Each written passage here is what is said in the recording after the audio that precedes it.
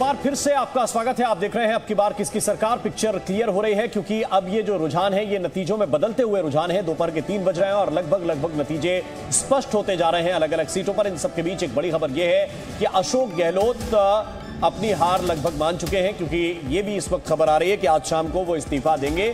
शाम 5:30 बजे राजभवन जाएंगे गहलोत और अपना इस्तीफा सौंपेंगे। और राज्यपाल कलराज मिश्र को इस्तीफा सौंपने के लिए मुख्यमंत्री अशोक गहलोत जाएंगे। और राजस्थान में अब तस्वीर साफ हो चुकी है। और अब से कुछ देर पहले वसुंधरा राजे जब मीडिया के सामने आई थी राम, तब उन्होंने ये जाहिर कर दिया था। और साथ ही वो अपनी प्रेस कॉन्फ्रेंस शुरू करने से पहले जो अंग्रेजी में कह रही थी उसमें कहीं ना कहीं एक्सपेक्टेशन वर्ड का उन्होंने 3-4 बार जिक्र किया था। तो जाहिर तौर पर उनकी उम्मीद जरूर होगी। बिल्कुल, बहुत सी चीजें ऐसी हैं जिन पर आगे चर्चा होगी और अगले कई दिनों तक बैठकों का दौर भी जाहिर बात है दोनों राज्यों के लिए, तीनों राज्यों के लिए चलेगा। भारतीय जनता पार्टी के जो एक तरह से नीति निर्धारक हैं उनके बीच में, लेकिन राकेश शुक्ला जी इस वक्त हमारे साथ जुड़ गए और उनकी टिप्पणी काफी महत्वपूर्ण होती है। इसलिए मैं सर आपसे ये जरूर जानना चाहता हूं कि इन 3 राज्यों में नंबर तो बहुत साफ हैं, स्पष्ट हैं और बहुमत से काफी ज्यादा हैं। आगे क्या होने वाला है? देखिए, 3 राज्यों में यदि आप चेहरे के रूप में पूछ रहे हैं जी, तो आगे तीनों चेहरे नए आएंगे। और तीनों चेहरे नए आने का पूरा सिम्टम श्री नरेंद्र मोदी जी की तरफ से पहले ही तय कर दिया गया था। तीनों मुख्यमंत्री, एक वर्तमान और 2 पूर्व मुख्यमंत्रियों को साइड कर दिया गया था और सीधे वहां पे नरेंद्र मोदी का चेहरा और पार्टी की योजना, इस तरीके से वहां पे चुनाव लड़ा गया। और उसी पैटर्न पे आज जो आप देख रहे हैं वो कहीं ना कहीं मोदी की गारंटी चली, कांग्रेस की गारंटी नहीं चली। मध्य प्रदेश में मोदी की गारंटी और एक विकल्प के रूप में नए चेहरे, इसी के चलते आप देखेंगे कि 2013 की स्थितियों पे भारतीय जनता पार्टी मध्य प्रदेश में है।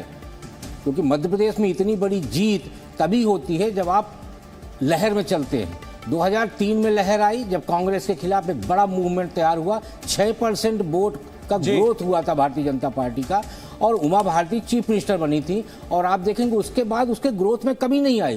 पिछले 2018 के चुनाव में सिर्फ 0.5% वोट का अंतर था और कांग्रेस और बीजेपी दोनों बिल्कुल क्लोज थी। 5 सीटों का अंतर था, 5-6 सीटों का। बिल्कुल राकेश शुक्ला जी, और 20 साल के राज के बाद में करीब 20 साल का राज हो जाता है।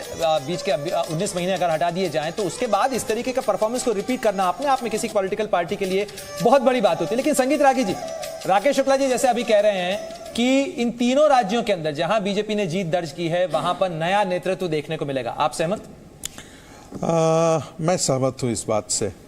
मुझे लगता है कि जिस प्रकार का मैंडेट मिला है उसमें कोई भी भारतीय जनता पार्टी का जो क्षेत्रीय छत्रप है वो कोई भी हिम्मत नहीं जुटा पाएंगे कि वो केंद्रीय नेतृत्व के सामने जिद पर अड़े कि मुझे ही मुख्यमंत्री बनना है। एक दूसरी बात, भारतीय जनता पार्टी के लिए जो लोकसभा का चुनाव है वो बहुत महत्वपूर्ण है।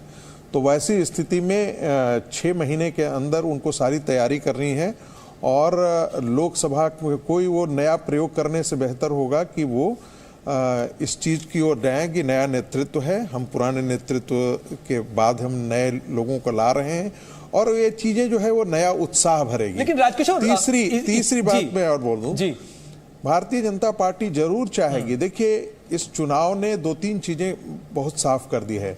राजस्थान से जो है वो अशोक गहलोत का जो एरा है कांग्रेस पार्टी का वो खत्म हो गया। जो दिग्विजय सिंह का एरा था और कमलनाथ का जो एरा था मध्य प्रदेश से वो खत्म हो गया है।